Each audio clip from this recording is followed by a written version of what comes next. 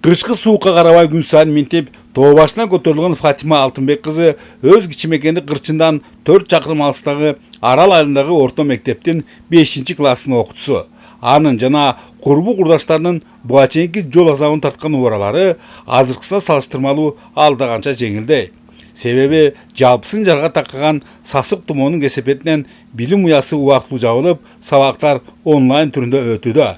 Ал эми алар байырлаган Кырчын алигиче интернет түнүнө кошулгандыктан бийикке чыкмайын мугалимдер менен байланыша албайсың.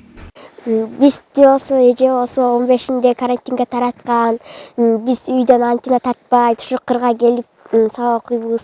Айтылуу көкөмөрөн суусунун боюндагы Кырчын айылында 20 түтүн эл бар. Жана алардагы 30га жакын балдар кыздар мектеп окуучулары. Баарысы тең жогоруда айтылгандай коңшулар шаралга барууга аргасыз.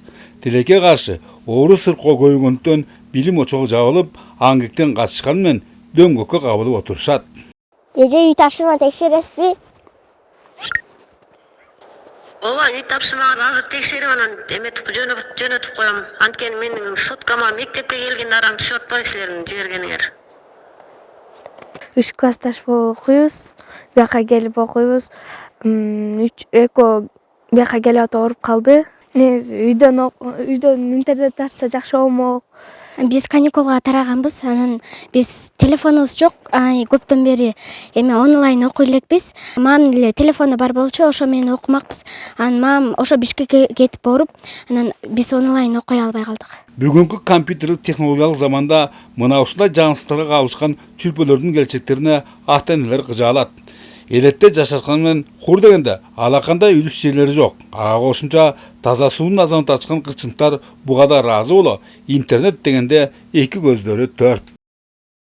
WhatsApp менен гана сүйлөшөт. WhatsApp менен болсо жибергенде ал эртең же кечинде келет. А балдар уже окуп бүтүп койгон болот. Интернетте деген кырга барып чыгыш керек де. Дагы бир тоонун ар жагында бар. Ошол жака барып анан кийин интернет тартат. Ошол жактан барып анан окушу мүмкүн.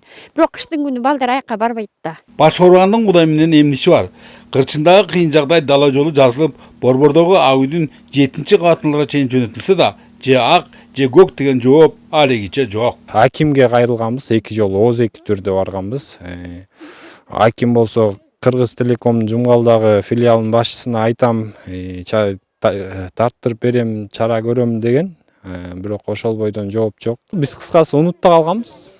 Кара албайбыз. Дейинкisi Нарын облусунда Кырчын сыяктуу кыйсыктарга кептеген айылдар бирин-экин болсо да бар. Жайкысын анча билинбегенинен кышкысын район, облус борборлору менен карым-катнаш такыр токтоп, бийиктөөлөр арасындагы элеттиктерден кабар алыш караманча унутулат. Бөлөкбай Шеримбеков, Ниязбек Азизов, Нурбек Рахманов, ЛТР, Жумгал району.